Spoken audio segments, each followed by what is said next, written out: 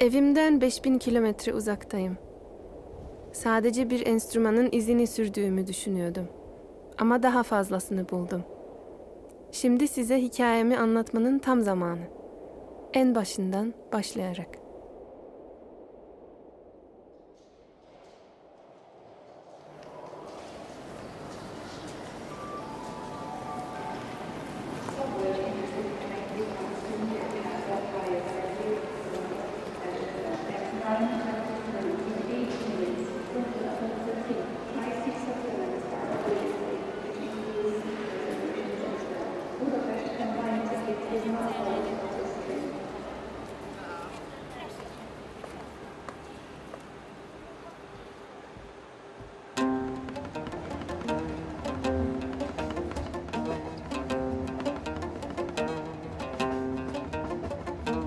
Ey aşkeri aç gözünü, yeryüzüne eyle nazar.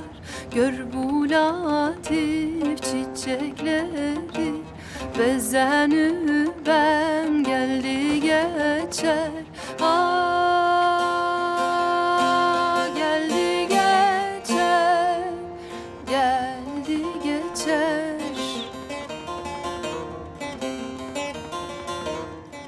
Bu bir bağlama. Bunu çalmaya neden başladığımı tam olarak bilmiyorum. Ne zaman elimden bırakmaya çalışsam o beni tekrar buluyor. Sanki bir şeyler yarım kalmışçasına.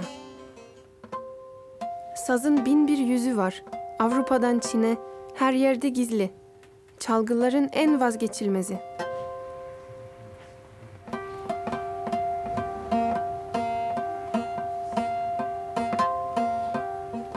Şu an bu trendeyim çünkü sazın bir sır sakladığını gördüm.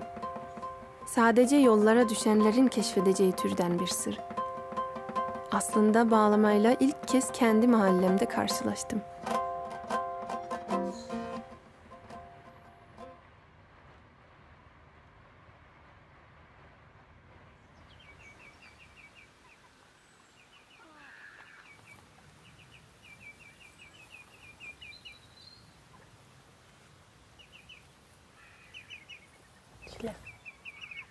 Il y a plein de trèfles à Quatre-Feuilles. Il y en a au moins 10, 15. C'est une colonie de bonheur. Pardon. Je ne peux pas me retenir. Spielen Sie das Instrument? Wenn Sie das spielen? Ja, ich mache das jetzt fast seit 2 Jahren eigentlich. Mein Vater ist nämlich, also mein Vater hat das so damals auch viel gespielt. Also er spielt das. Kitabın var senin. Vallahi aferin sana. Ben de hastanede yatıyorum şimdi. Öyle mi? Geçmiş Sağ olsun. ol. Çoktandır da saz almıyorum. İnan ellerim bir şey oldu. Tabii.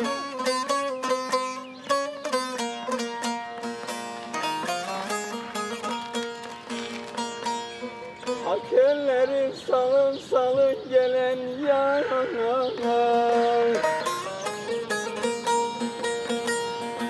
Nasıl geçireyim seneleri.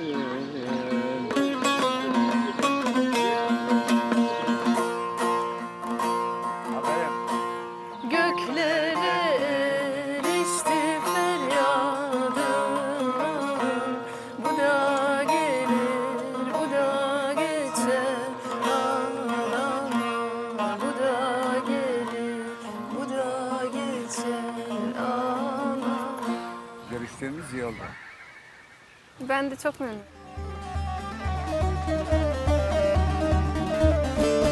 Tabancamın sapını gülle donatacağım, gülle donatacağım. Tabancamın sapını gülle donatacağım, gülle donatacağım.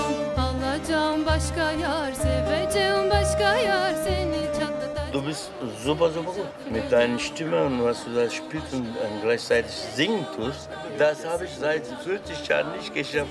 Almanya'da mı diyor? Ben Viyana'da doğdum. Ama Polonyalıyım. Ben de gurbetçiyim.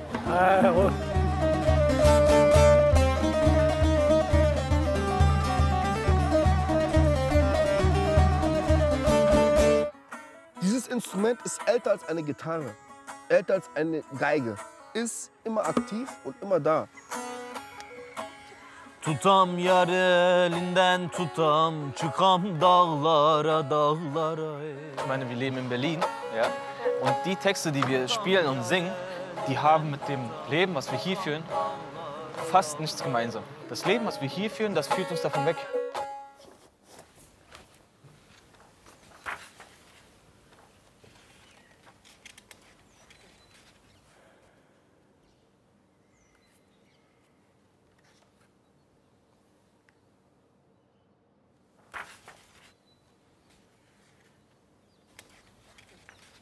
Uzun bir zaman önce bu fikir çıktı ortaya.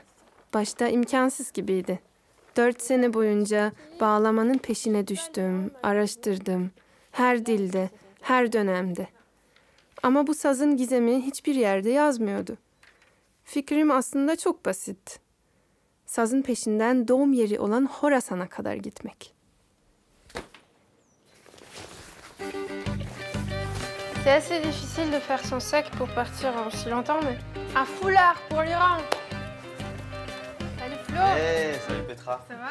Bu Floran, ses mühendisi. Yoluna çıkan her şeyi kaydedecek. Et donc, on passe par où? Donc, on part de Berlin, et ensuite... Bosnie, Albanie, Bulgarie, et on arrive à Istanbul. Et l'Anatolie, c'est en fait... Et après, passer en Azerbaïdjan, et on passe en Iran. Comment t'appréhendes de jouer toi-même dans tous ces pays? Je vais essayer d'apprendre plein de morceaux, mais peut-être je vais pas réussir. Peut-être ils vont dire, mais c'est n'importe quoi ce que tu joues. Comme qu'est-ce qui t'a appris comme...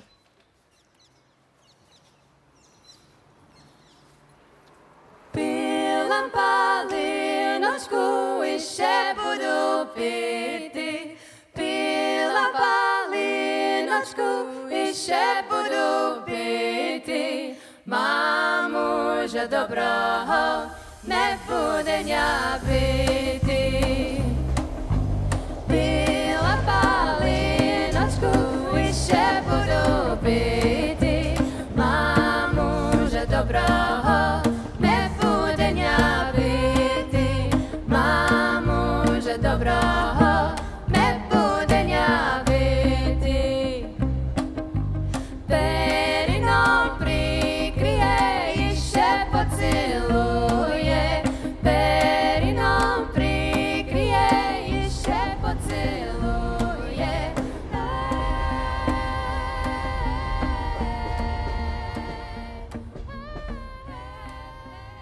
Ve işte hayatımın en önemli seyahati.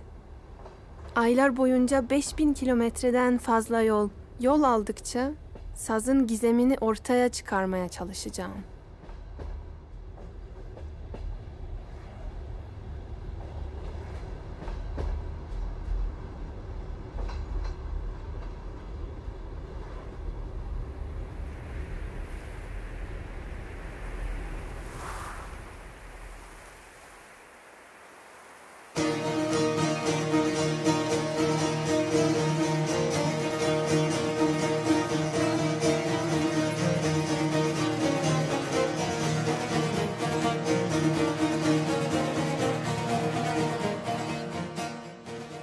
Süren yolculuktan sonra Bosna'dan başlıyoruz. Burası sazın geleneksel olarak çalındığı en batıdaki ülke. YouTube'da çok iyi bir grup keşfettim. Hayalim onlarla çalmayı denemek. Ama burada benimkinden çok farklı bir saz çalınıyor. On arrive à Tuzla. Là, c'est la belle Bosnie. Maintenant, je comprends pourquoi ils ont un vibrato comme ça. Parce qu'ils voient ça, ils font...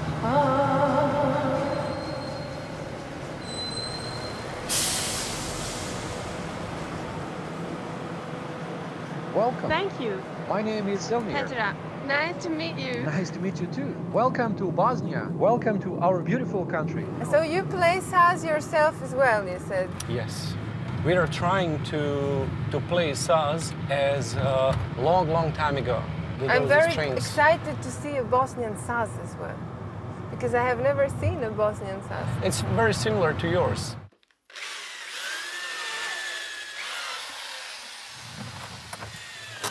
Majstore, okay? This is Petra. You could see how he makes saz. This is the first step.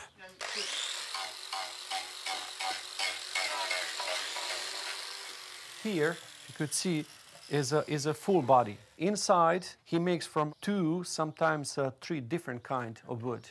You know, originally it was from Persia, and then Turkish they brought it here, and we upgraded it for this area, and which fits to our music. You want to try? Много тежки. Немам Mišiće. Wow. But there are so many strings. I don't know what to press. 7, 8. 7, 8. 10. Tam Cen. je naznačeno sve. 10. 7, 8.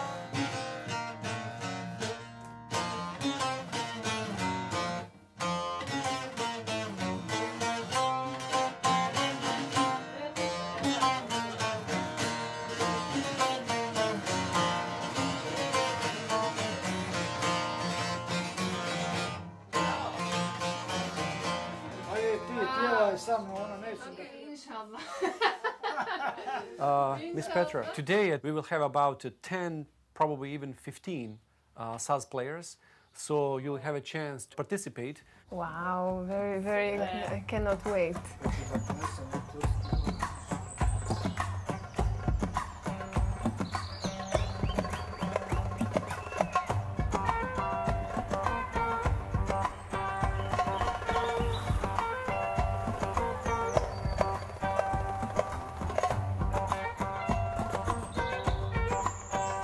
It's not easy to walk in this, you know?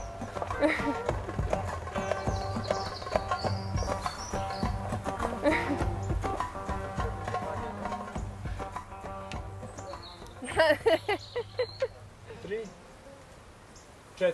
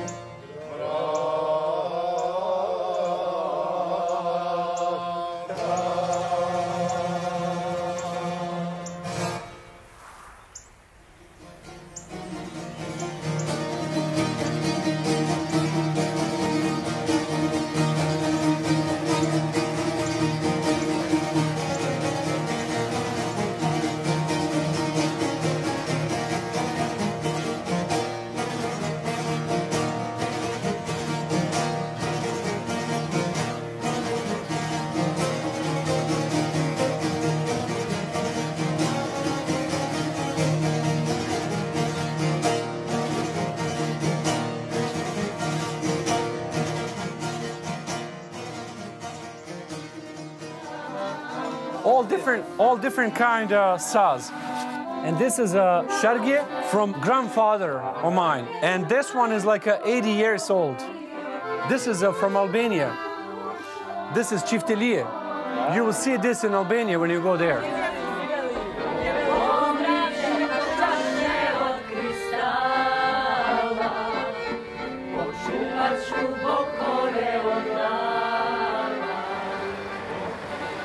I'm wishing you all the best, and whatever you need, anytime, anywhere, just let me know.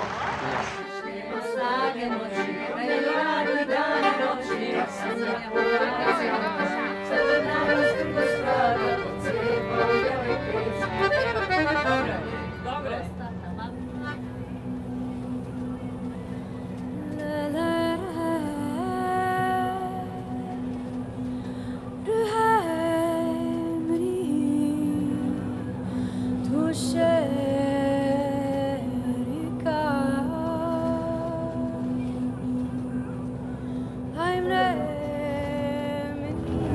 plus. Ah oui, je sais pas pourquoi. Il faut chanter la chanson.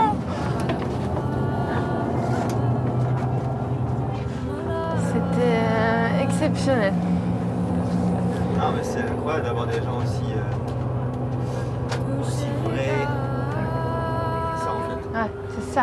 C'est aussi un truc lié à voilà, leur lien avec leur saz et le fait que nous, on arrive et on le voit, ça ouvre un peu le cœur à tout le monde.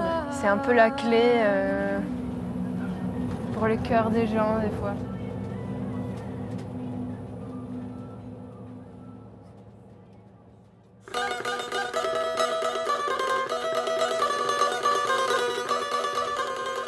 Bir sonraki durak İşkodra. Arnavutluğun kuzeyinde, dağlarda Osmanlı'ya karşı isyanın mekanı. Burada her yerde çift teli var. Bağlamaya o kadar benziyor ki. Sorulacak çok soru var ama Arnavutça öğrenmeyi unutmuşum. I heard that you speak English, German, Polish, Czech, Italian, Russian, Turkish, and French. and you missed Albania. How could you? I know. How could you? I'm so sorry.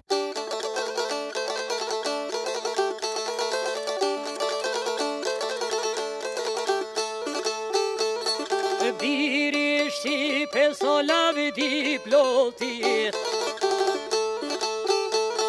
Kryje të rime zjerë që kastrioti Zoti shpaten ja bekoj Mbi sultana dhe që fitoj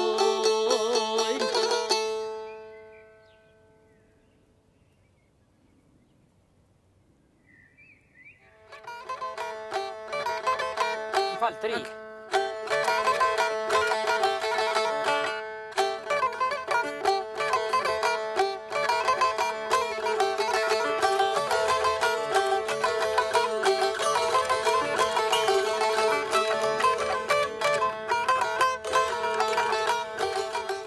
The part that you are learning is the dance of Shota, of this girl. She was a very strong woman. Heroin.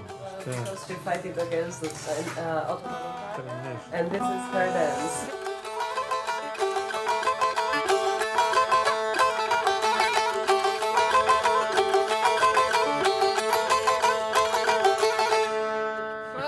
Bravo. Yes. Faleminderit. Fallen nurse. Faleminderit. Shkadranqe. Shkadranqe. Faleminderit Marti.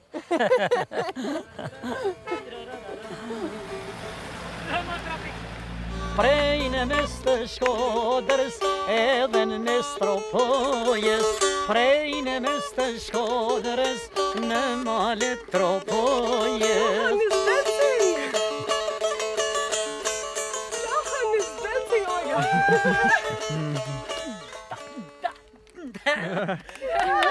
Everybody in the car!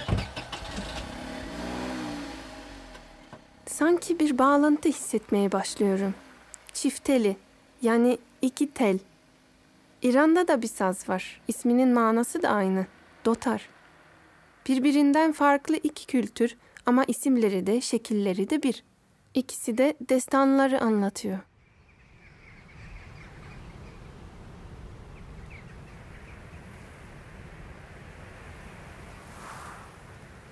Bulgaristan'ı köşe bucak gezdik ama saz kelimesinin izine rastlamadık.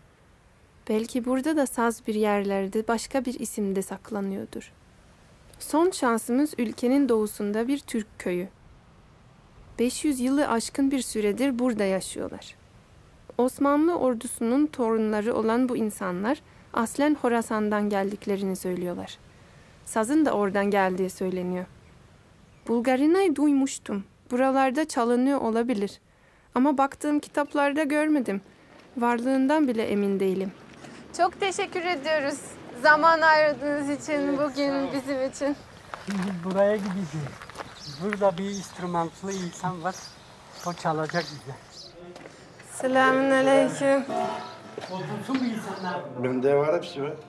Var mı Bulgarya'dan? Var. Bulgarca var onda. Wow. Ha. Bulgarya mı? İşte Bulgarya. Bu 150 seneden fazla. 150. Evet. 150 yıl beklemiş, acelesi yok yani. Hı hı. Evet. Tutabilir mi? Tabii. 150 yıllık. 150 yıllık. Evet. Bize bir şey çalar mısınız? Çalacağız. Evet, çalacağız.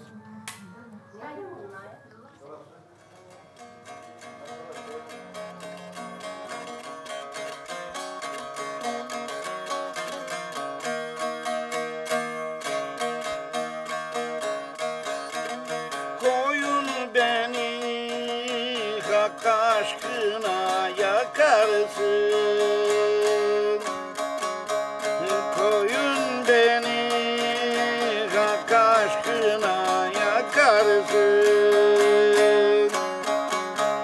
Döneni dönsün, ben dönemem yolundan. Allah'ım.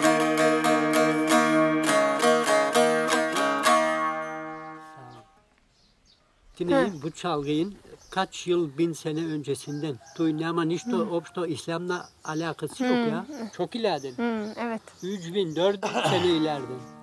Çok güzel ama çok zor. Farsça da yazıyor. Farsça yazıyor. Dikkatli oluyorum. Bir şey bozmuyor. Çek, koptur hemen söyleyeceğim. Ayrı düştüm gayrı, bende hala çiçek var mı, çiçek var mı? Hep hatırlayacağız, anlatacağız Horasan'a kadar. Selam götüreceğiz. Biz de sevindik geldiğinizde. Dağla karşılaşırız, insan insanla karşılaşır.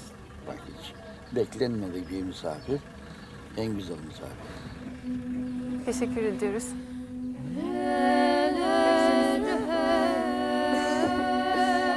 İyi akşamlar.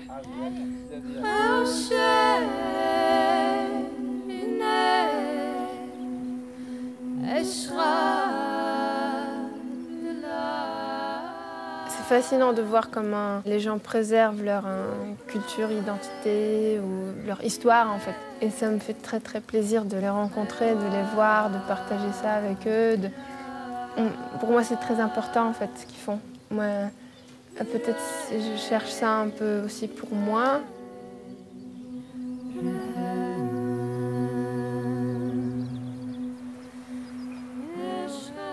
Moi-même, musicalement, je suis très timide encore. Je ne sais pas, peut-être il n'y a même pas de place pour moi là-dedans, en fait.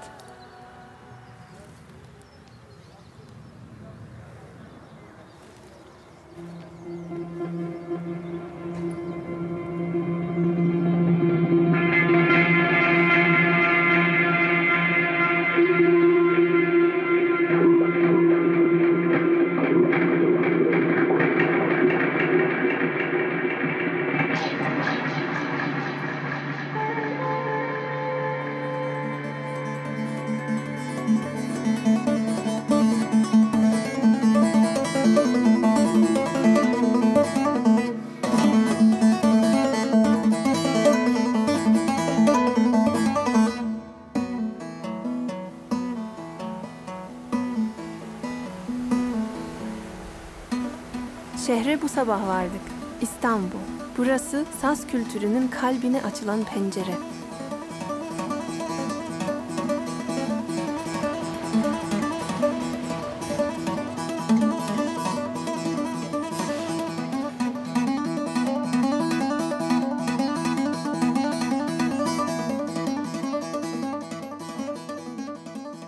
Önceleri albüm çıkarmak için hep buraya gelinirmiş. O zamandan beri bağlamanın üstadları kariyerleri için burada olmak zorundalar. Bu yüzden sazın gizemi bu sokaklarda saklı olmalı. I think this instrument has links with Central Asia and the shamanic culture. It's a symbolic instrument, it's loaded, its history is very interesting and you cannot learn everything. Bağlamanın kötü bir kapının anahtarı değil o. İyi kapıların anahtarı. kimin elindeyse ve onu kim güzel çalıyorsa onun söylediği söz dinlenir. Medet ya Muhammed, medet ya Ali, ya Muhammed sana mürüvvete geldim. Söz de insanın, saz da insanın. Bence bu ikisi insanı bütünleyen, duygusunu ve ifadesini tamamlayan çok önemli unsurlar. Güneş altında tutsaklar, geçen sonbahara bakıyorlar. Şirin mi şirin gece kondu evleri. Bu topraklara ses veren aslında isyan türküleri. Hayata bağlılık var. Bunun dışında tabiat sevgisi var, doğa sevgisi var. Ama aslında en önemli unsur isyan. Yanıma gel, yanıma, yanı başıma. 70'li yıllarda türkü çalınan toplantılar sıklıkla Kodes'te bitiyormuş. Politik sorunlardan kaçınmak için aileler çocuklarının bağlama çalmalarına izin vermezlermiş. Yanıma gel, yanıma da, yana başıma. Şu gençlikte neler geldi, cahil başıma.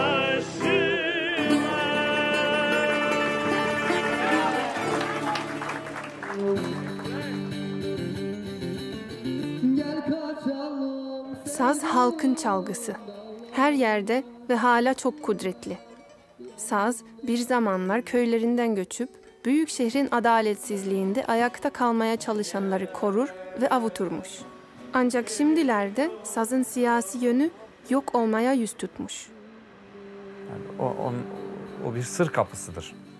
Ona vurdukça, onu dinledikçe, onu duydukça insanlar kendilerini tanır, kendilerine öze inerler. Kendilerine iletişim kurarlar. Kendini tanıyan başkasını tanır, karşısındakini tanır. Hep sazın araladığı şeyler bunlar. Bu bağlama ileride kaybolur mu, yok olur mu? Güçlü olan her şey her yerde yaşar. Güçlüyse yaşar. İşte güçlü ki Berlin'e kadar gelip bir Polonyalıyı orada bulabiliyor yani. Ve o ona alıp onun derdini anlamaya çalışabiliyor.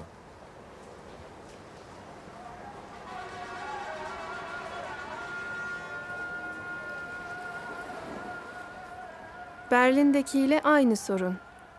Saz şehirli değil. Söylediğim türkülere doğru ilerlemek istiyorum sanki.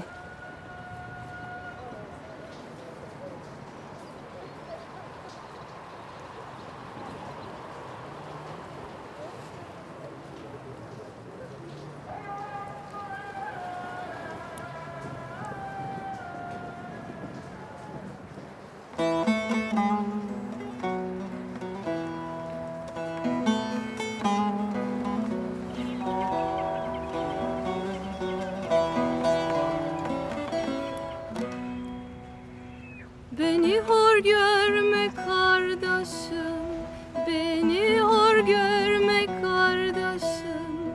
Sen altınsın, ben tunç muyum? Aynı vardan var olmuşum.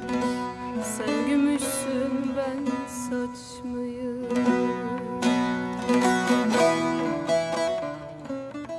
Saz Asya'dan Avrupa'ya muazzam bir coğrafyaya hakim. Ama hiç tartışmasız merkezi Anadolu. Geleneksel olan her şey gibi türkülerde yazıyla değil, kulaktan kulağa, nesilden nesile aktarılıyor. O yüzden gidip görmek lazım.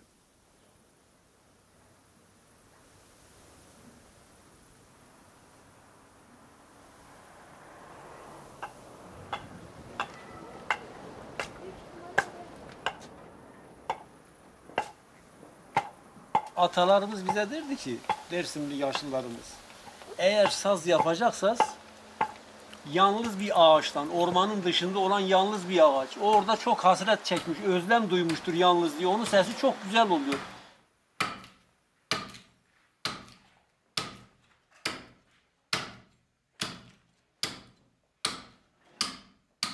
Ben işte bu güzel enstrümanın kaynağını görmek istiyordum. Bunun için buraya geldik. Sazlarınız da var, saz da çalıyorsunuz. Evet, var.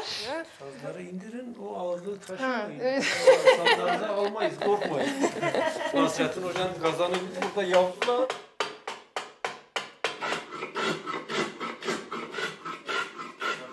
Bu daha sonra yine bu renge gelecek. Ha.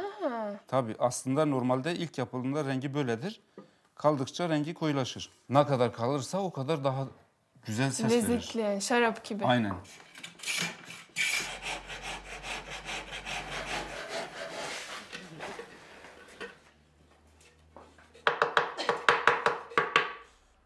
Ben aslında Harput'ta sebze meyve satıyordum.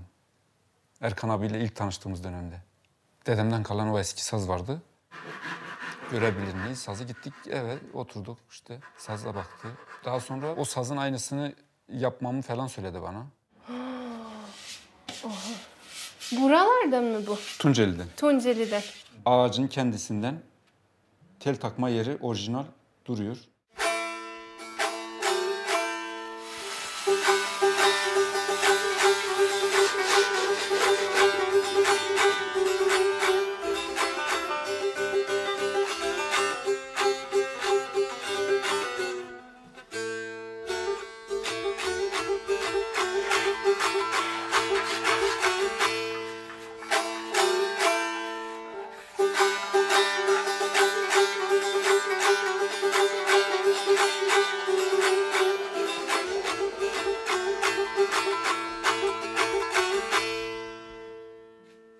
Saz çalmayı çok seviyordum yani. Saz çalmayı çok sevdiğimden dolayı saz yapmaya da demek ki o aşkla başladık.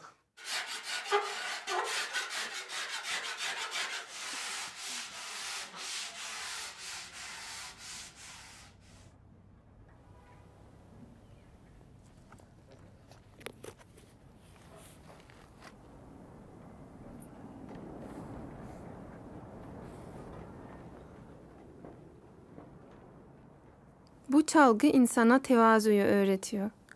Her şey anlamanın mümkün olmadığını kabul ettim ve burada sabrı ve aşkı hissediyorum.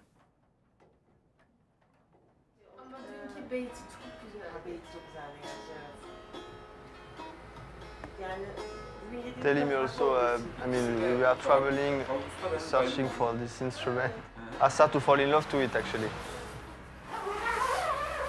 And it's really special to have an instrument where you met the person who built it. You can feel the love and the passion you have. Hadi görüşürüz. İyi akşamlar. Hoşçakalın.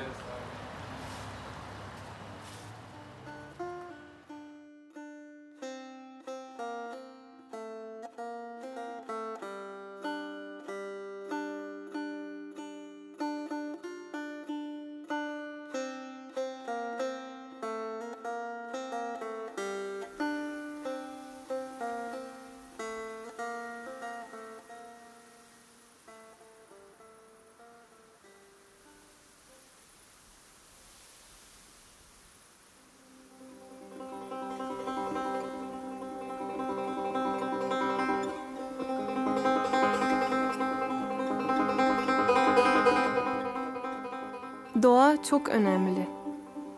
Müzik ve doğa.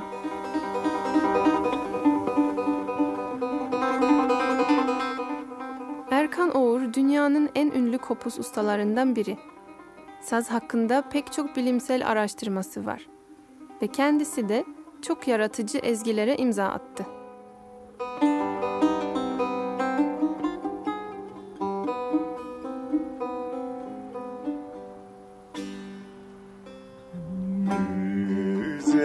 Üzerinde türlü otlar bitenler,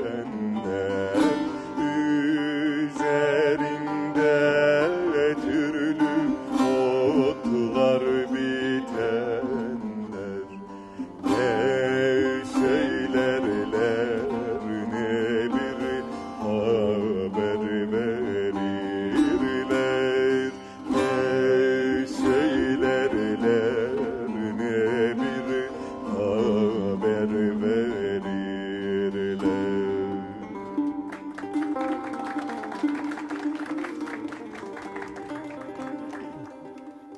Hocam bir şey sorabilir miyim? Bu kitap hakkında ne düşünüyorsunuz? Biliyorsunuz bu kitabı değil mi? İyi bir kitap, kötü değil. İyi Yani kopuzla ilgili bizde pek bir şey bulamazsın. Köyde işte 150 yıllık bağlama buldum orada, Alevi köyünde. Onlar duruyor mu? Duruyor. Var mı fotoğrafı yanında? Bağlama, it seems to bring people together and it opens up all kinds of doors within. I think bağlama is probably a password of some kind.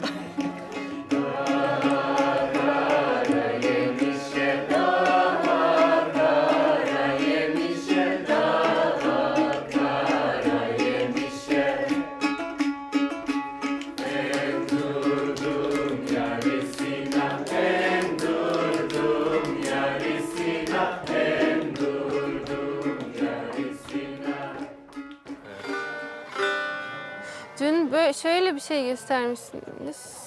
Şunu ben çözemedim. Şunu mu diyorsun? Ha, olabilir.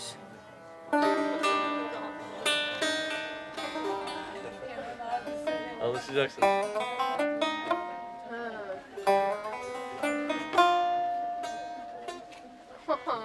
O baş parmağı oradan alman lazım. Kesin mi?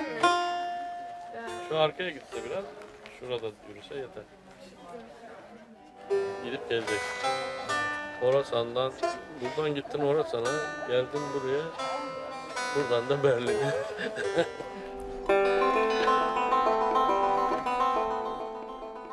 Aslında en zoru bütün bu makam sistemini anlamak. Akorlar, perdeler, sonrası gezintiye çıkmak gibi. Dediği gibi, gerisi spor.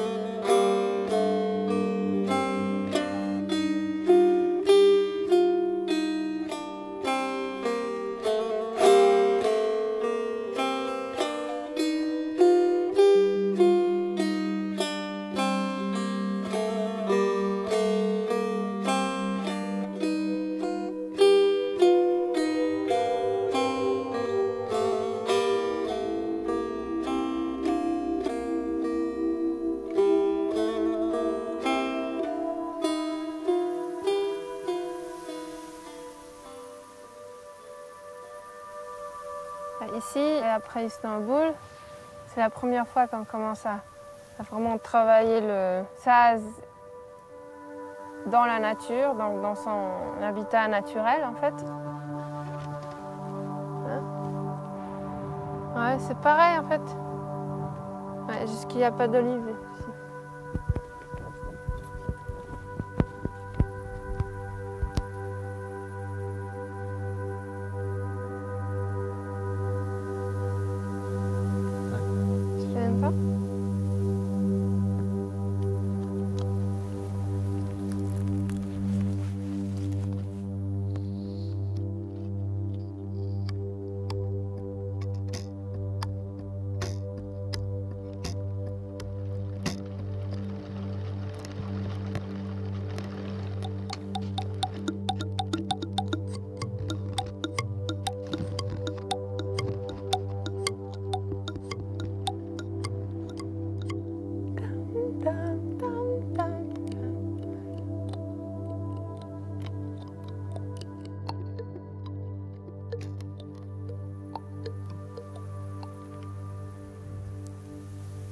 Ah, il faut Petra, musicalement, il faut l'attraper. C'est comme un coquillage, tu vois. Il faut qu'elle s'ouvre. Je trouve elle trouve en fait, elle a l'âme en fait, l'âme du saz. Et je trouve ça dommage en fait qu'elle s'ouvre pas plus d'elle-même, parce qu'en fait tout est là, si tu veux.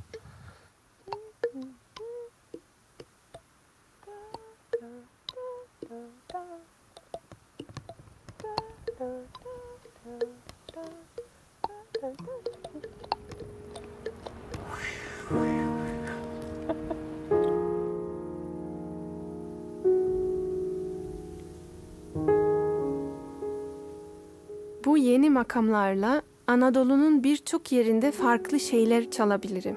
Bana ilham veriyor. Her gün aklıma yeni bir fikir geliyor. Her gün bütün bu öğrendiklerimle ne yapacağımı daha iyi görüyorum.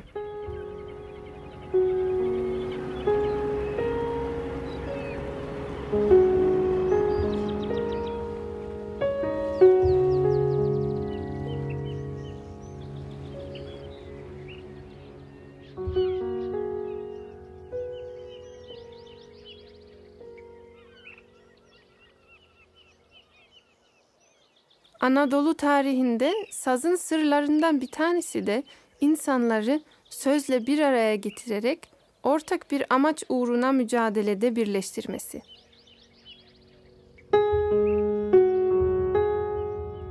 Munzur Vadisi'nden geçiyoruz.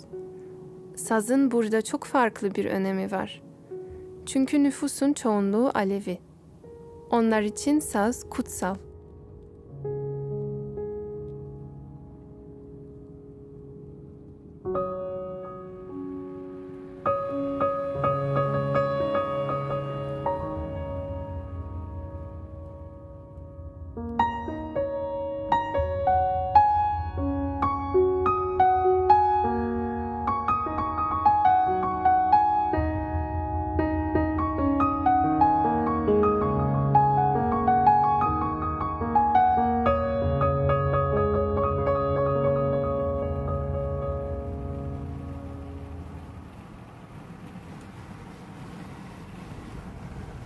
Merhaba, Zeynel dedenin evi neresi? İyi, yani böyle gidin yukarıdan.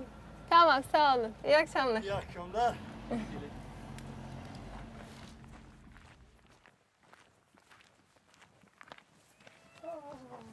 Ay çok güzeller. Maşallah. O da gelir. Sen de gelir. Aferin. Aferin. Aferin. On va voir Zeynel Dede dans les champs. C'est la femme de Zeynel Dede qui nous montre le chemin. Karşıda mı? He, karşıda. Ben Zeynel Dede. Suya giriyor. Olur. He? Gireriz, Ben gireriz. size gelirim ha. Gelin burada. Aa, buz gibi.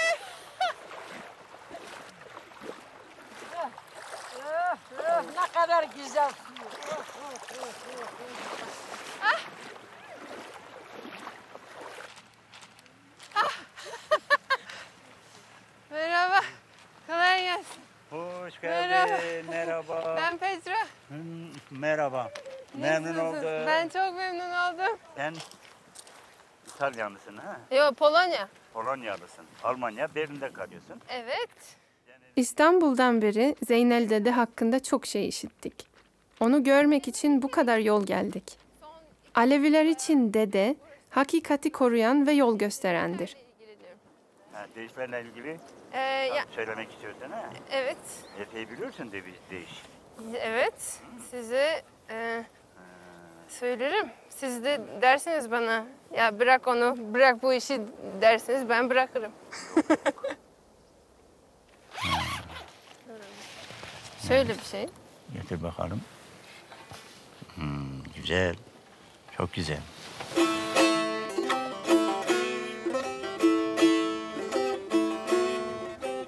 Yar senin derdinden derbeder oldum.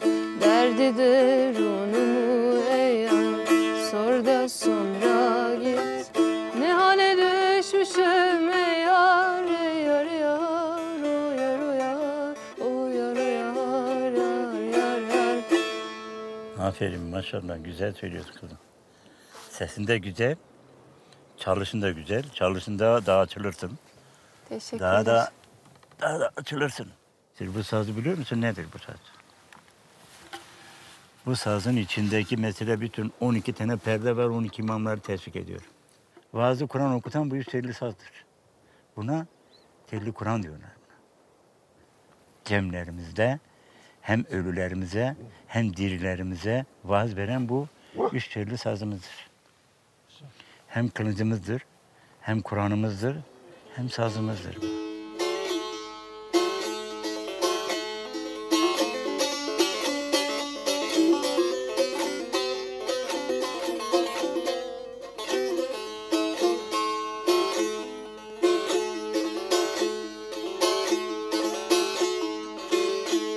Ey Habibim bilmiş iken sen beni de yad eyledin. Dostumu kümeyledin.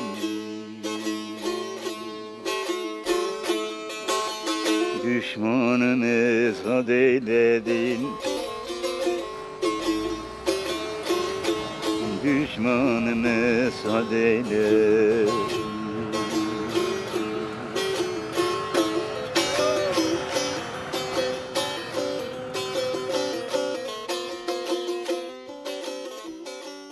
Bu köyde, bu dağlarda hep Zazalar ve Kürtler yaşıyor.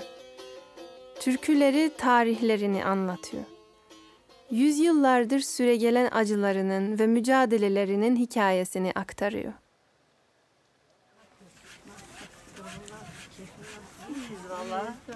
Sen ne yapıyorsun?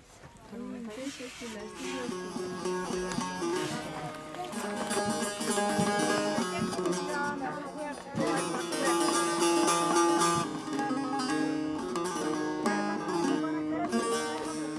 Ahtı sanu sanu sanu Uy cigerime sanu Telgrafı ahtsana gay mevru Vantugu Bunu kosu viladu tsu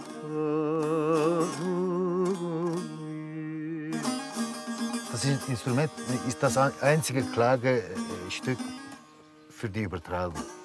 Die Menschen, wenn jemand ein Instrument spielt, jemand Bağlama spielt, dann hören sie vom ganzen Herzen. Also die Kinder, die in Europa geboren werden, ja. Die können meistens überhaupt kein Sasaki, aber wenn sie ein Lied hören, dann sind sie da und meistens können sie singen. Ja. Und wenn sie spielen und singen, dann ist es, als ob sie hier direkt vom Berg runtergekommen wären. Und da kommt die Wut. Die Wut, die Seele, ja, Die ja. Seele, ja. Kadar geldik, Zazaca öğrenmek lazım. Her ama. Sekena, durumum. Sekema. Sekena. Sekena. Sekena. Durum çıktı. Durum çıktı. Ha, nasılsın? Nasılsın? İyisin.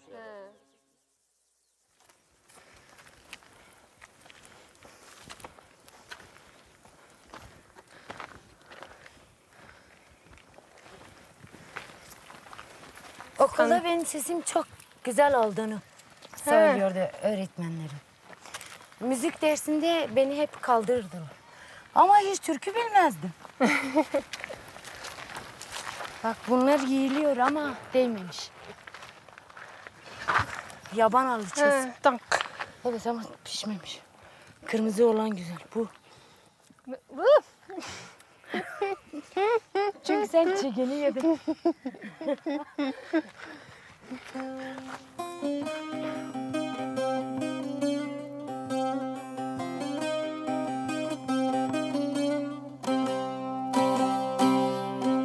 Bir gün babama dedim ki bana bir saz getir.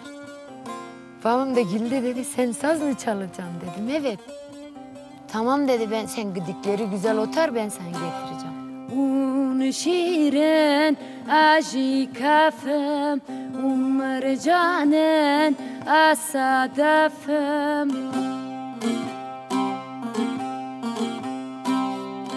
Naveciyay men munzure Nav dilimin da gerek. Akşam minibüs geldi ben önce koştum gittim babam saz getirmiş mi getirmemiş mi? Baktım elindedir hiç babama bile bakmadım ya. Saz aldım koştum eve geldim. Ez kurbana kalanebem kalanebe ajinabım.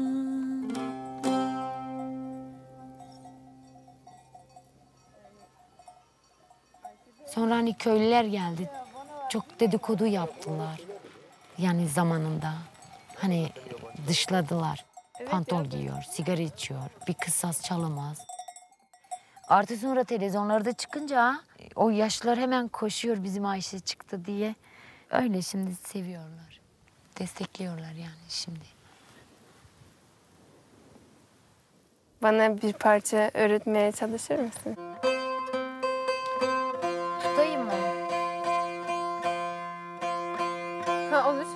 Şurada.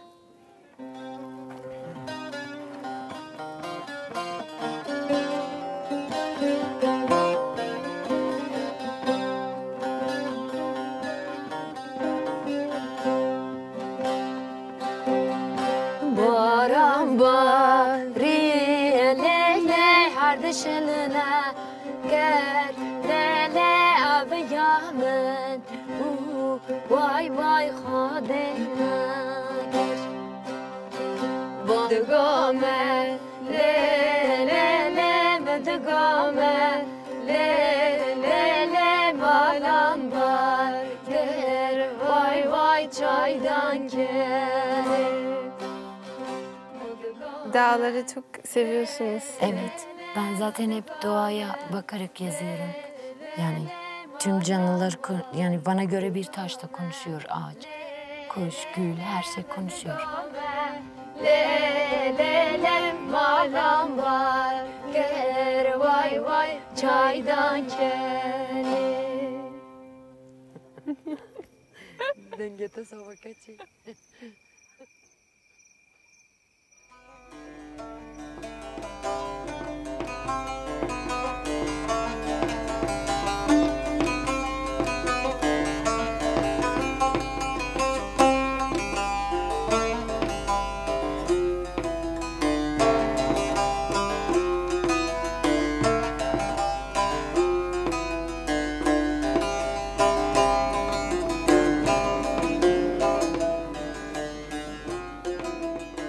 Altı yıl önce öğrendiğim ilk türküler hala kulağımda çınlıyor. Dost dost diye nice nicesine sarıldım. Dost dost diye nice nicesine sarıldım. Benim sadık yarim kara topraktır. 20. yüzyıl Anadolu'sunda en önemli ses Aşık Veysel'dir.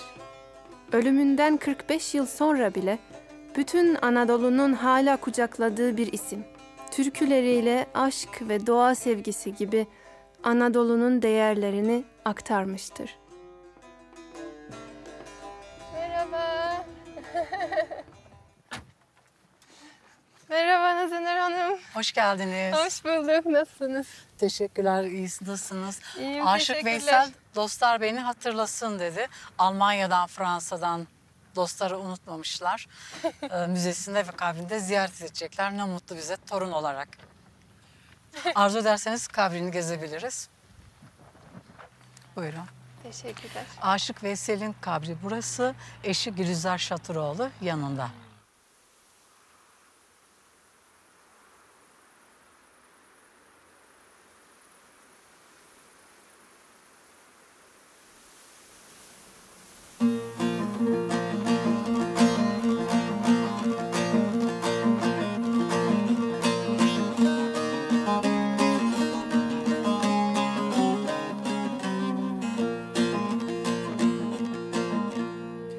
Dünyada tükenmez murad var imiş efendim. Ne alanı gördüm ne murad gördüm.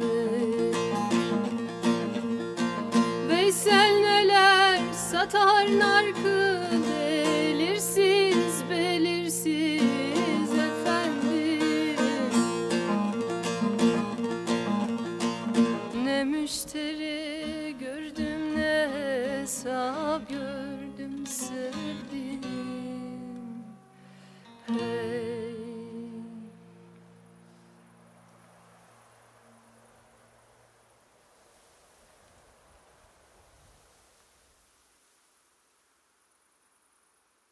Çok etkileyiciydi. Gözlerinizi kapattınız. Galiba dedim dedemle aynı pencereden bakmaya çalışıyor. Ne gördünüz bilemiyorum ama orada ben şey hissettim. Siz o an orada değildiniz.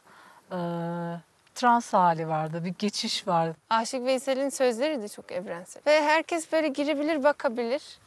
Ama o sadelik bence dünyanın en zor şeyi. Evet, insan olarak ben kendimi orada bir şekilde gördüm.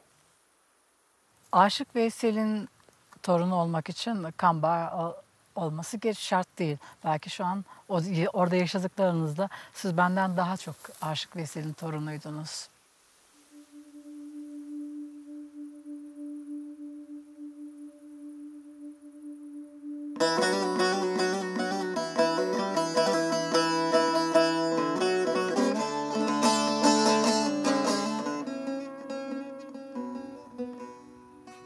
Akşamı Aşık Veysel'in çocuklarıyla babalarından bahsederek geçirdik. Aşık. Adı üstünde işte. Aşık. Halk ozanları geleneğinden gelen aşıklar, yüzyıllardır şiirlerini ve türkülerini tevazuyla yazıyorlar. Ömür denen şu zamanın çoğu gitti, azı kaldı.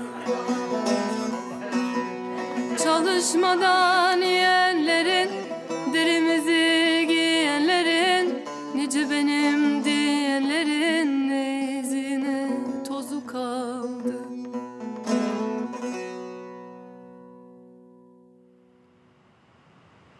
Les Aşık, ils se déplaçaient avant de village en village.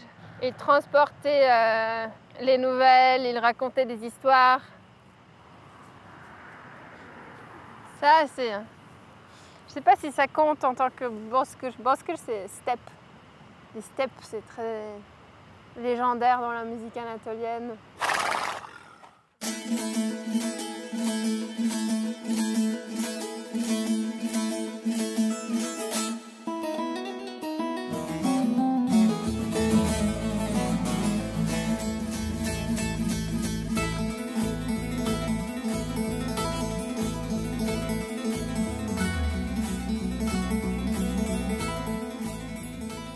Dans la musique, il y a un espace où il y a une liberté. Je ne suis pas souvent dans cet espace-là, mais là, je ressens quelque chose de similaire.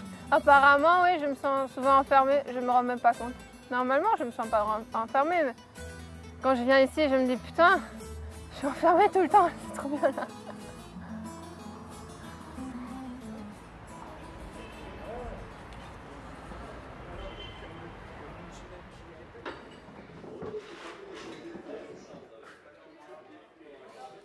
Şimdi Kürtlerin çoğunlukta olduğu bölgeden çıktık. Daha farklı bir yere geldik. Erzurum'da başka değerler önemli.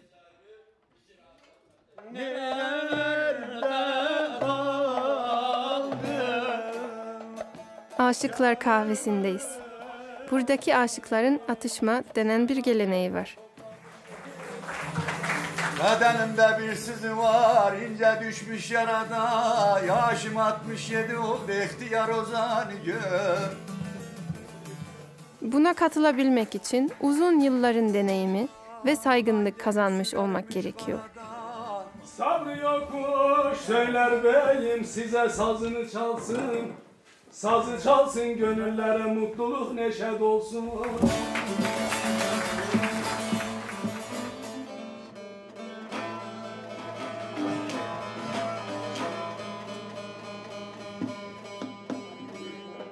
Yabancı bir saz çaldığını ilk defa duyuyorum. Bundan birini çalarsanız biz de kolay iş görürüz. Uzun ince bir yoldayım.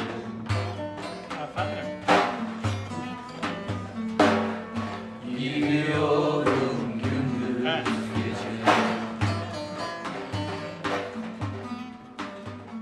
Gelenek başka kültürlerde çalışır mı? Tabii. Tabii. Yani istediğin dilde... Bir dil bir insandır kızım. Ha. Şimdi şu an sen 2 tane insansın. Ama böyle bakacağım çeyrek porsiyonluk adamsın.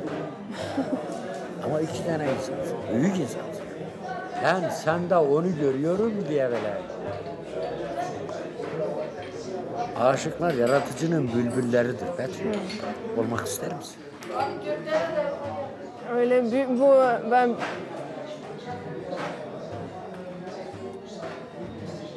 ilk önce kendini bilmek lazım. Boş kelimeler söylememek için. Çok ağır yük.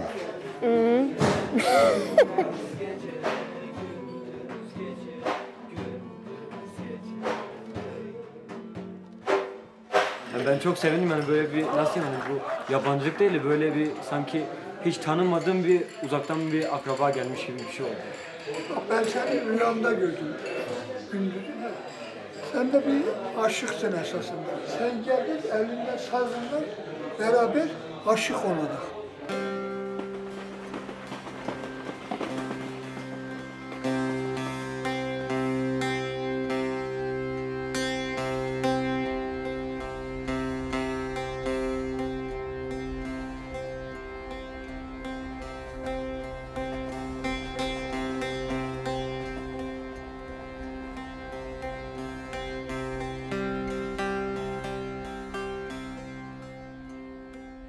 Anadolu'daki seyahatimizin sonuna geldik. Benim için en önemli aşama geride kaldı. Rüzgarda tınlayan telleri,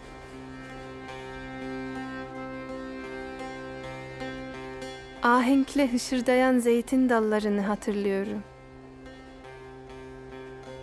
Aşık Veysel'in kabrini, ailesini, özellikle kızını.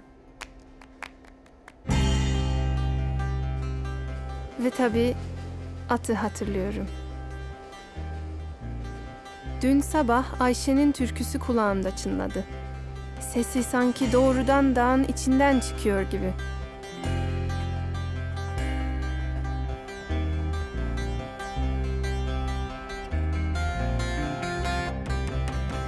İnsanlarla sohbet etmek, doğada olmak bana en çok ilham veren şeyler. Bunlar bir arada olunca müzikte köklerinden doğmaya başlıyor.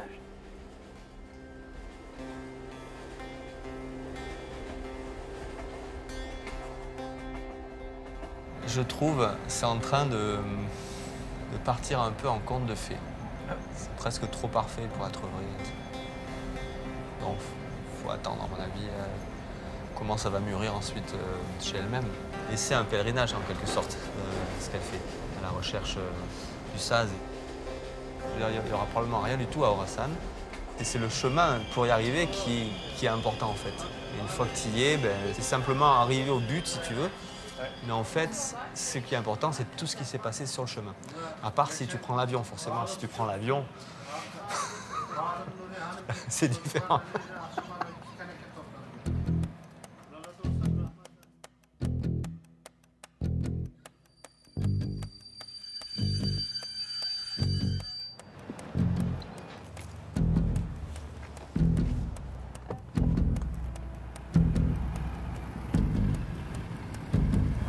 So now we're going to the border. Rapide, le marché là. C'est à toi le business class. J'ai peur parce qu'il va super vite. Et il double là. C'est ouf là.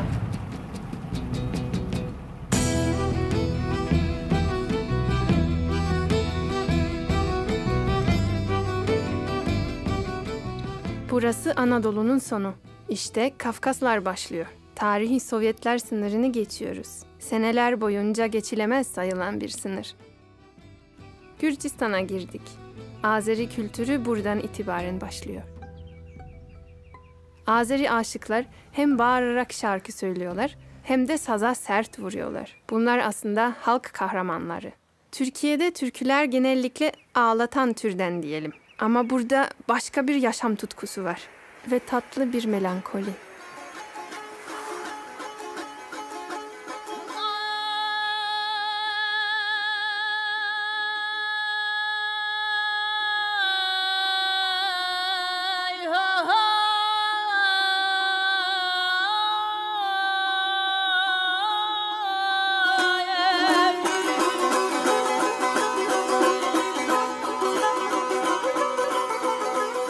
Yani aşıkların sesiyle, sazlarıyla büyüdük.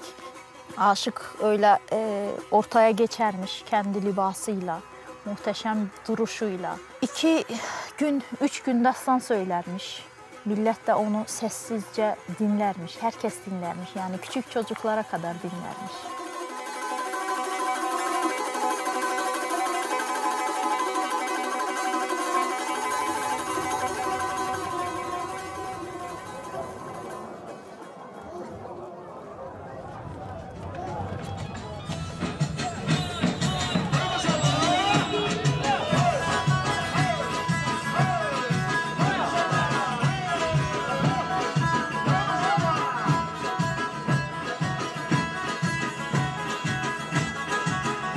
Dans un mariage Borçalı, Aşık Nargile nous a ramené ici. J'arrive plus à parler parce que c'était tellement fort. Bugün gelen konaklarımız Almanya'dan geldi. Ne diyorlar Almanca? Danke. Aşık Nargile qui chante, qui est évidemment la star du coin.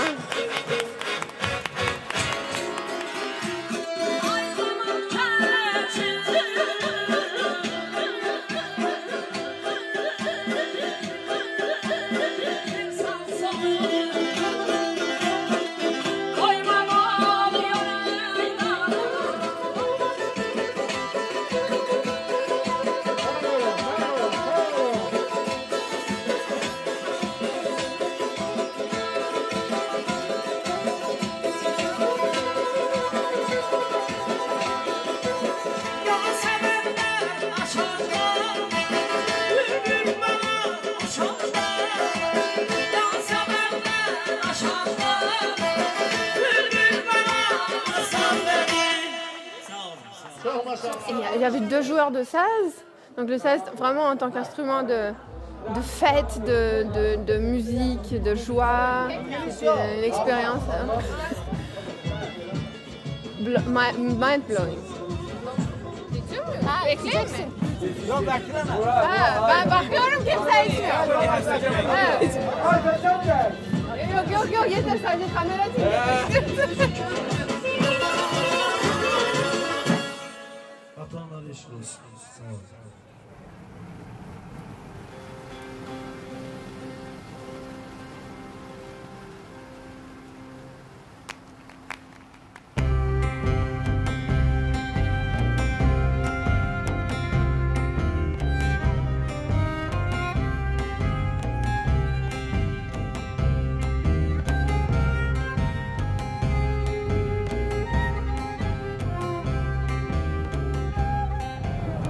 Pour moi, c'est l'inconnu total.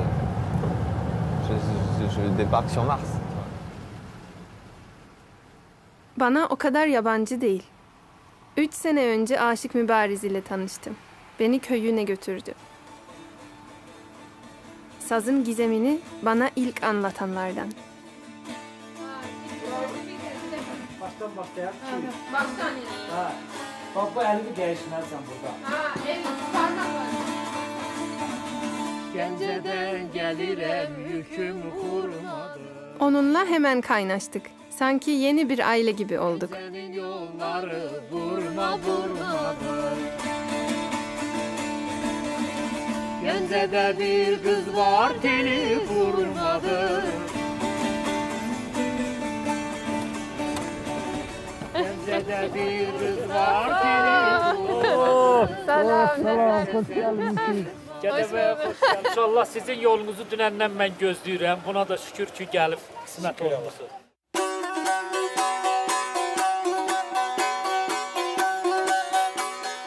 Koroğlu oraydı, siz orada oxuduq. Voices.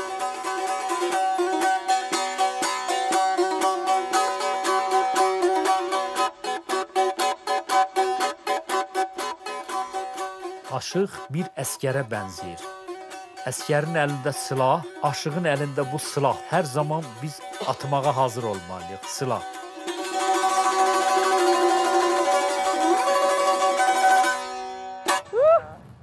Bura Gədəbəy. 4 yıl sonra Aşık Mübariz bize bütün bölgeyi tanıtmak istedi. Bizi her nesilden aşık bekliyordu.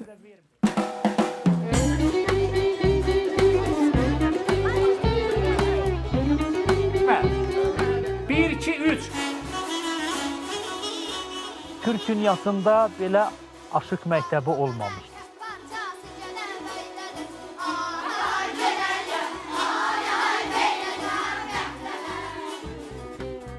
Çok şirin danışığı var. Kaç destan bilir? 32 dastan bilir.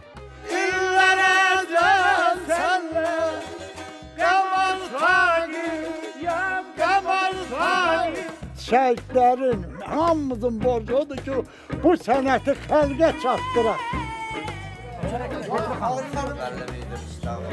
Səni getirməkdir da, Aşıq İslam məktəb, mübariz tələbə, onun nəvəsi.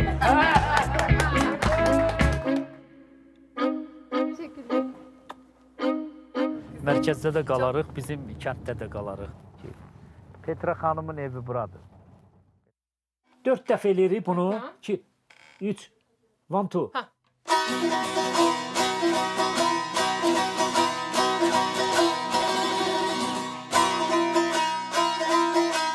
Ürək açdım bir gözələ, sevişir də, ürək açıram mən. Amma qız mənə deyir, olmaz oğlan. Mən səni sevmirəm. Hamı baxır ki, aşıq ağlayır. Ürək açdım, ürək... Sol oxumaq. Ürək açdım bir gözələ. Biraz piano musiqi olduqca və o sevgini göstərməliyik. O biraz nüans göstərəndə... Tamam, teatr. Kino rejissor. Sen zilini... Ben benimle. Ama neydi? Sen zilden ürək açtım. Yoktu göz yaşım silen dedi. Ağlayıram ben. Göz yaşımı silen yoktu. Belə yok. İyi belə. Burada niye bu sazın çanağı böyükdür? Və bu günləri bu sazda o neçə min aşıqlar gəlib gedib. Onların ruhunun hamısı buradadır. Bu Petra xanım gəzdirdiyi sazın. Bura qəbirsanlıqdır. Bura dərin qəbirsanlıqdır. Ruhlar bunun içindədir.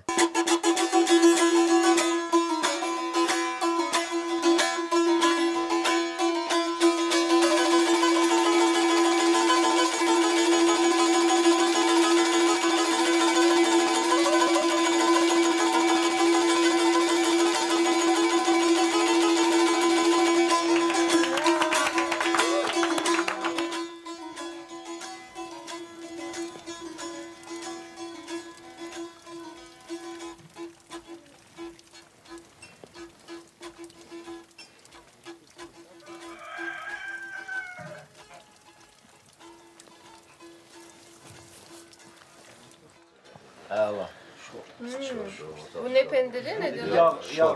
Yağla ye, bak bu yaxşı yağdır. İnək yağdır, inək yağı. Sana çay Süt yoksa çay.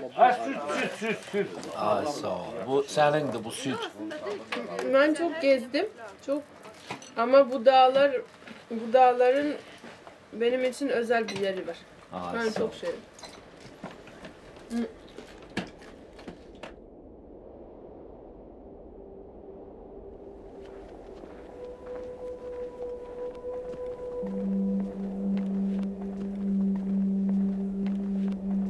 Dağlar həmişə görüb məni ağlar.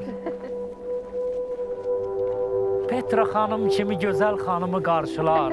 Ey dağlar, ey gözəl dağlar. Bəlkə daşın üstündə oturaq oxuyaq, çalaq. Hazır, başlayaq. 2, 3.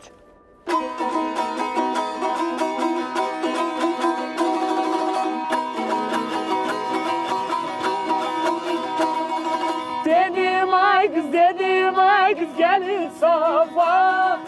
Ben yazıga vermem cefa. Dedim oğlan gelin safa.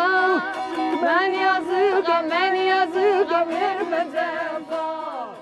Məmnun oluram ki, Aşıq Petra var. İnanıram ki, bu sənəti Petra xanım yaşadacaq.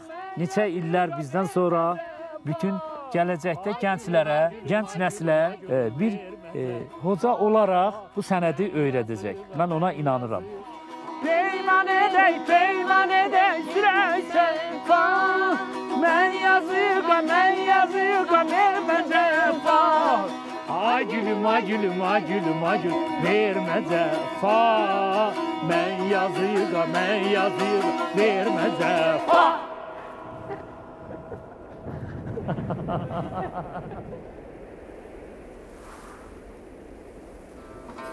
It's really nice to play together, Florent. Yeah.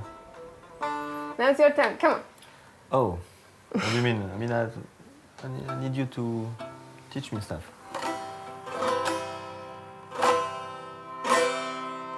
Parfois, c'est vraiment le mouvement. Je regarde mes ongles et je suis contente de mes ongles.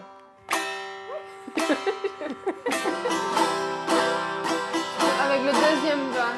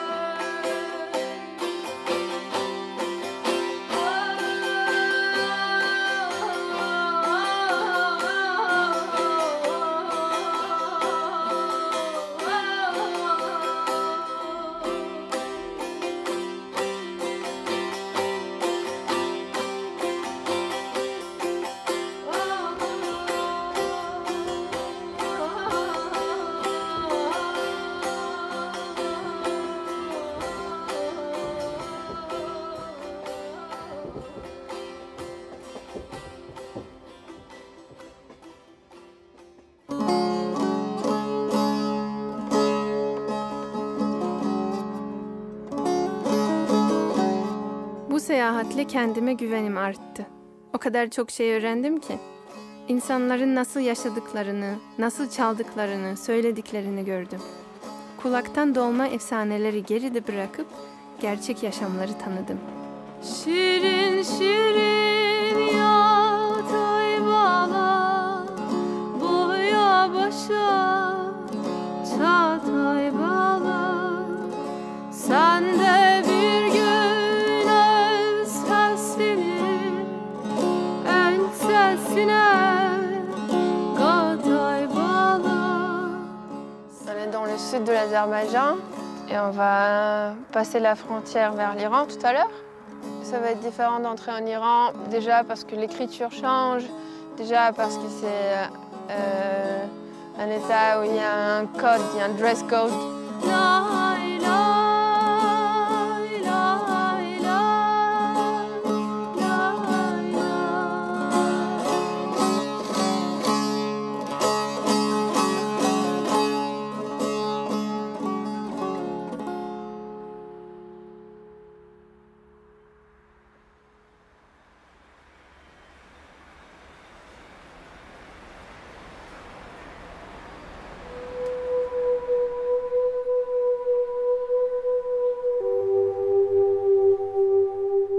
Birkaç günlük seyahatin ardından sonunda İran'a vardık. Sazın izleri burada da devam ediyor.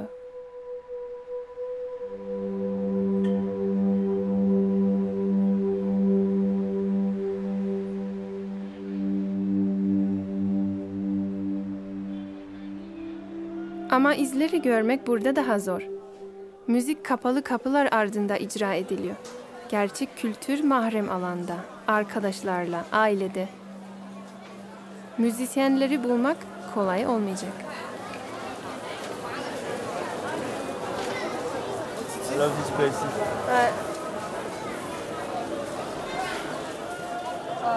Ah, Yalda! How are you? Welcome. Sorry, I'm unveiling you. Hello. Hello. Nice to meet you. You okay? Welcome to Iran. Thank you. Especially today, it's weekend, so you see like it's much more crowded than usual. And it's a place that people gather, you know, like it's nice. İran farklı kültürleri bir arada barındıran çok büyük bir ülke. Mesafeler burada daha da uzuyor. Yalda bizimle olmasaydı kesin kaybolurduk. Kendisi de müzisyen olduğu için bizi nereye götüreceğini çok iyi biliyor. Dotar'ın izleriyle yola koyulacağız. Do-tar, yani 2 tel.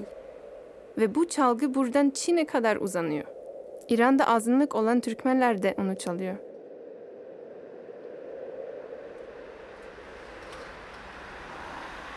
چون اینجا ساز ساخته میشه معمولا پاتوق میشه برای هنرمندا. حالا وقتی هنرمندم یه جا جمع بشن معمولا بیکار نمیشن.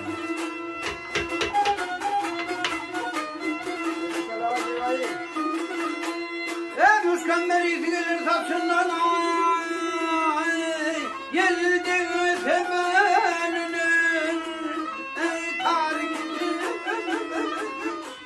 Like there is no rhythm, but they all play together. Yes, yes, yes. No? Or can you feel like No, there is a rhythm. There is, But yeah. I don't know which rhythm is it. But Exactly. yes, No, there is, but Yeah, I could not follow it.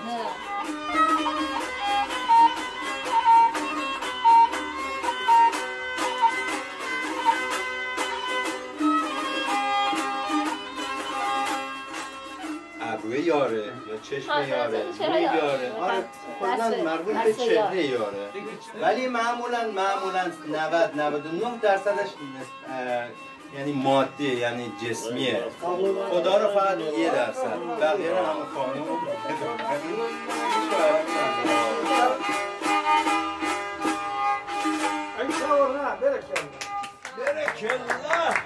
Sizin yani, gençler, cavanlar dotar çok var değil mi? Çok. Kızlar çalıyor, bayanlar, erkekler çok var. ایران یه جوریه که صدای خانم نباید تک بخونه تک خون خانم ما نداره بعد گروهی میخونن با لباسای سنتی Kısaca kısa bir motif gösterebilir misiniz? Ben deneyebilir miyim? Olur mu? Para işleyeyim şu merdayı ruhuyla. 3, 2. Evet. 2 mi? Parmak.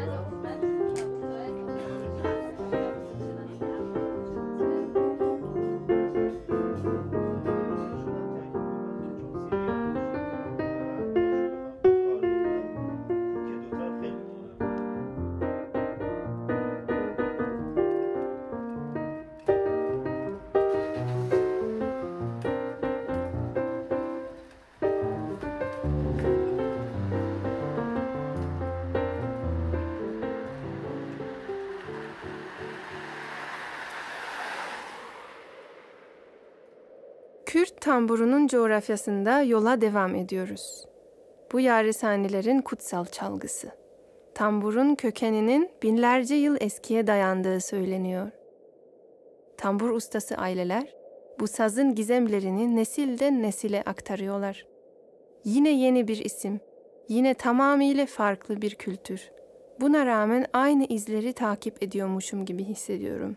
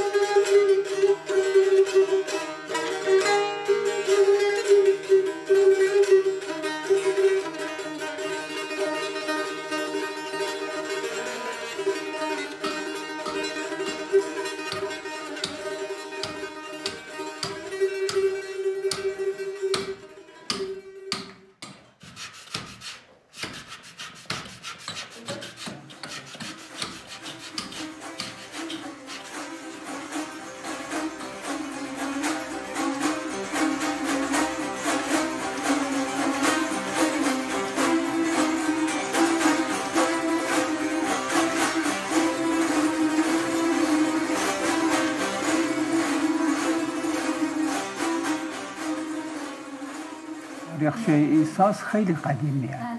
یعنی اصلا قبل از آدم و حوا این ساز هی بوده. از روزی که انسان خلقت شده با این ساز خلقت شده.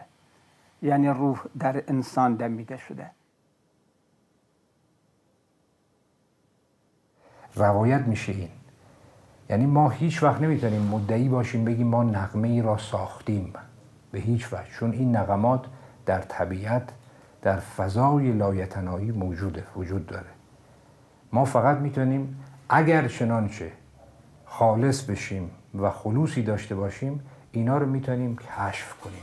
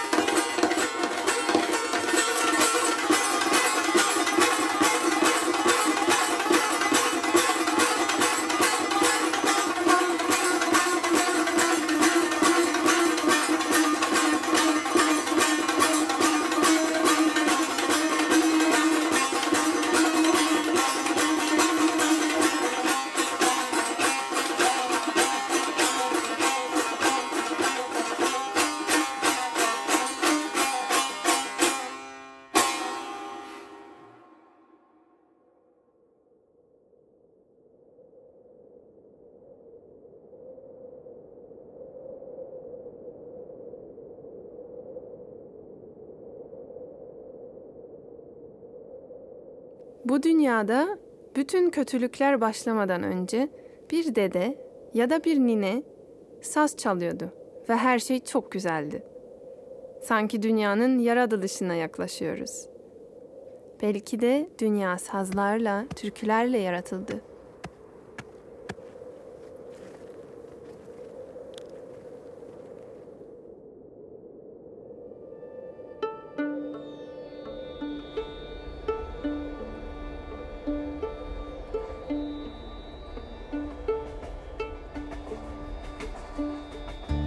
Ouais, si on n'avait pas voyagé avec un sas, ça aurait été différent.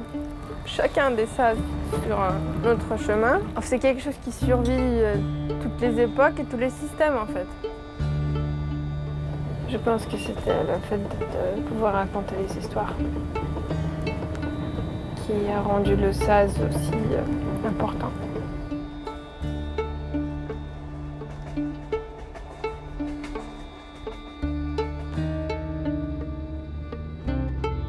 Welcome to Khorasan. I think this over there is Afghanistan and this just behind this mountain is Turkmenistan. That's as far as we go for now. Yolculuğumuzun hedefi başından beri Horasan'dı. Şimdi buraya ulaştık ama hiç sona gelmişiz gibi hissetmiyorum.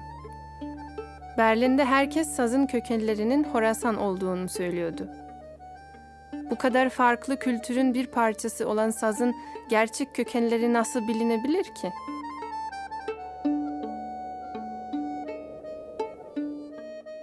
Muhammed Yusufi en eski geleneklerden ipek teller ile çalmayı sürdürüyor. Ah,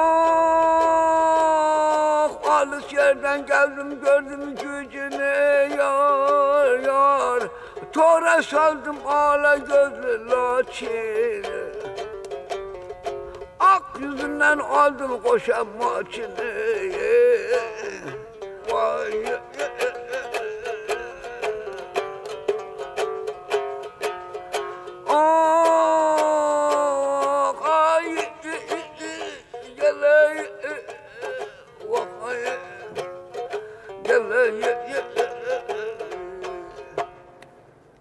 سلامتی شما ساز زدن من 75 سال ساز دو سال بیزم به دل راه داردی به دل راه دارد وقتی از قلبم که نیاد آدم نمیتونه بخونه دیگه باشی قلب باید یکی باشه موقعی زدن صدا اینا اما 4 تا رو هم جمع بشن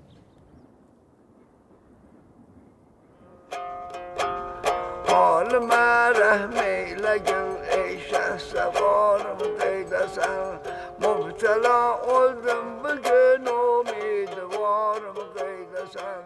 Naklı şemşadım perizadım.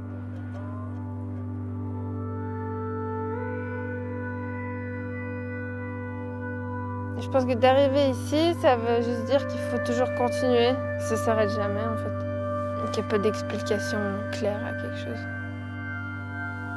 Tout ce que j'ai envie de dire, ça me paraît tellement débile, parce que c'est tellement évident que j'ai envie de rien dire.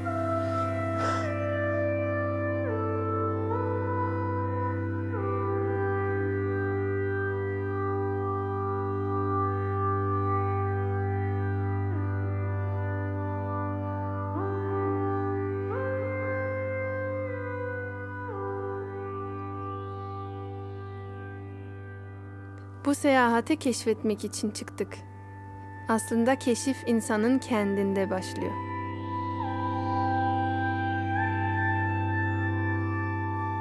Tanıştığımız müzisyenler dış dünyaya oldukları kadar kendilerine de dönük insanlardı. Belki de asıl yolculuk da bu. Sadece dış dünyaya değil, insanın kendi iç dünyasına seyahati.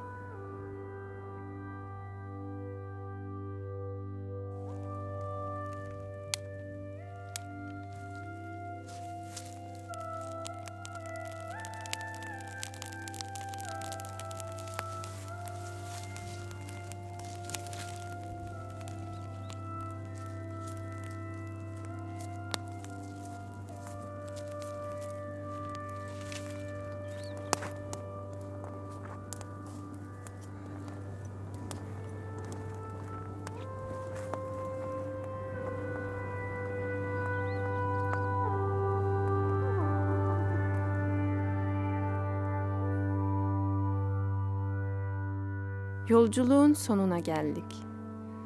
Tabii daha keşfedilecek çok saz var. Sadece buralarla sınırlı değil. Böyle dünya turu yapılabilir. Her şey birbirine bağlı.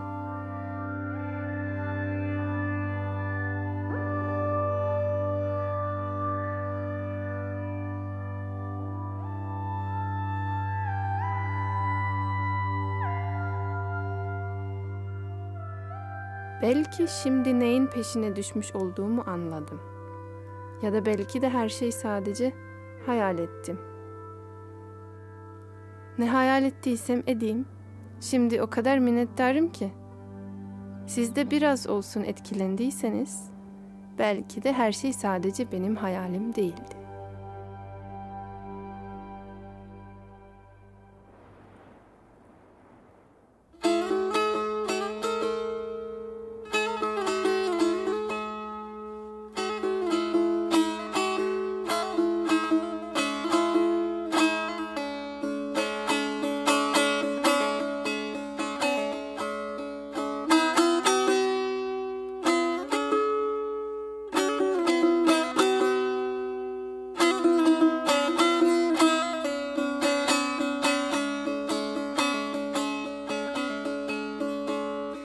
İşittim feryadını, kırıldı belim.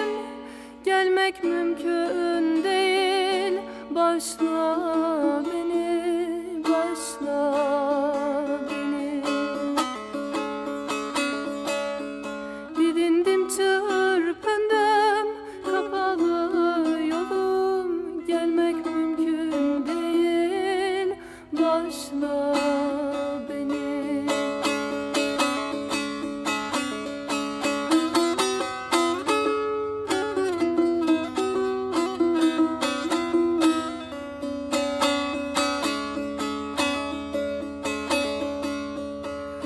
Izdırabın çoktur, büyük ağacın var. Senden uzak kaldım, yanıyorum yar, yanıyorum.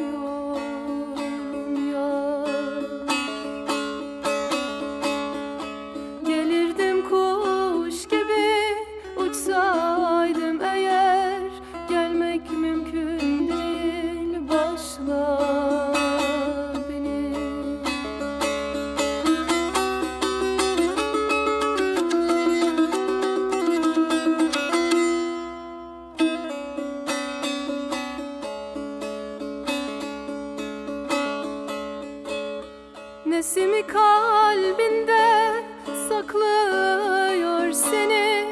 Sensiz dünya zindan